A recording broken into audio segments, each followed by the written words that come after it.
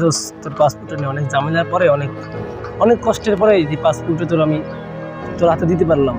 অনেক দোস্ত, কষ্ট। আমার ছবিটা তো সেই উঠছে সুন্দর, আমার আম্মা দেখলে খুশি হইব। হ্যাঁ, তোর আম্মা দেখলে অনেক খুশি হইবে, আর জানে না তুই বিদেশে যাবি, অনেক খুশি হইবে তোর আম্মা। দোস্ত, আমি কিন্তু বিদেশে যাইয়া নিজে রাইন দেখাইতে পারবো না, আমি কিন্তু রানতে পারি না। আম্মা কিন্তু আমার চলে গেছে রাইখা, তারপর কিন্তু আমি না খাই খাওয়া লাগছে। আমি কিন্তু আবার হোটেল থেকে আইনে ভাত খাইছি।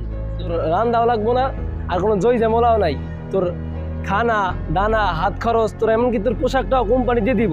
আমার পোশাক আদি আমার কোম্পানি থেকে দেবে? হ্যাঁ দোস্ত, কোম্পানি দিয়ে দিব। নতুন নতুন পোশাক দিব? হ্যাঁ, নতুন নতুন পোশাক দিব। থাকার জন্য কি কোম্পানি ব্যবস্থা করবে? থাকার স্থানটা দোস্ত তোর কোম্পানিই দিব।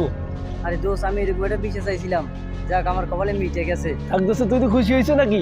জি দোস্ত, আমি খুশি। তা আমি যাই এখন। আচ্ছা দোস্ত। আচ্ছা, ঠিক আছে। কাউসার করতে বাইরা, করতে বাইরা, বাইরা। তুই আমার বাইরে কোথায় পাঠাইছিস? তোমার ভাই না বিদেশে গেল? কি চাকরিতে পাঠাইছিস? কোম্পানির চাকরিতে। কথা ছিল কি? কি আর কথা? আমার বাইরে রান্দা লাগবে না, আমার বাইরে কোম্পানিতে রান্না দিব, জামা পোশাক আদি, কোম্পানিতে দিব, থাকা খাওয়া সবাই তো কোম্পানিতে দিব। আমার বাইরে 2 দিন ধরে এই রাস্তায় থাকে, রাস্তায় ঘুমায়, 2 দিন ধরে কিছু খাইতে পারে না, ওর কাছে টাকা নাই। আমার কাছে 2 দিন আগে ফোন দিছে, বলছে ভাইয়া আমি তো অনেক কষ্টে আছি, আমি রাস্তায় থাকি, রাস্তায় খাই, আমি কিছু পাইলে খাই, না পাইলে না খাই। তুই আমার বাইরে কি করছস? তুই তোর সাথে কি কথা ছিল? তোর পুলিশ নিয়ে দেব। তোর কি কথা ছিল আমার ভাইয়ের সাথে? তুই এরকমটা কেন করলি? হন, তোর একটা আমি একটা সুখবর দিয়ে যাই, নতুন খবর দিতে আইছি। আমার ভাই 2 দিন পরে দেশে ফিরতে আছে, তুই সাবধানে থাকিস। না এখন লাগবে না, আমার ভাই আইতেছে দেশে, ওই সময় আই দেবেন। শোন, ভালোর মতন বলতাছি, হয়তো পলাই যাইস না, তোমার বাইরের সামনে যদি করুন হয় না।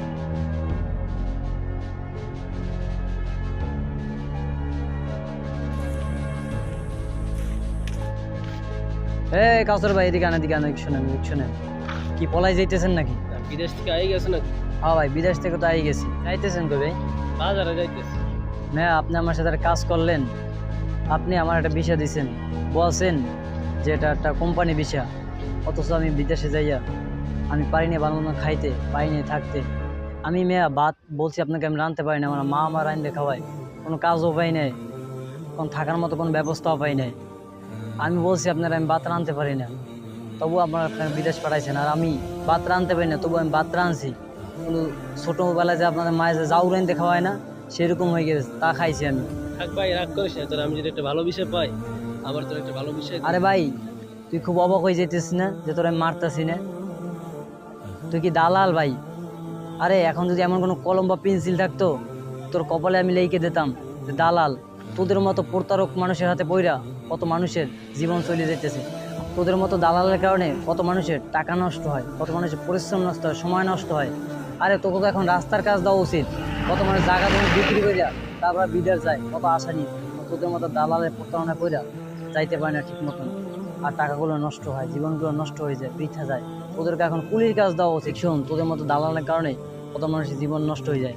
শোন, ভালো হয়ে যা, তুই যাও কোথায়, তোরা এখন বিচার আছে। আমাদের বাংলাদেশে কিছু এরকম দালাল আছে, যাদের কারণে আমাদের বাংলাদেশে প্রবাসী ভাইরা অনেক দুঃখে দিন কাটায়। তারা বিদেশ নামক জায়গাটাকে জেলখানা বানিয়ে দেয়। এদের কাছ থেকে আমরা সবাই দূরে থাকবো।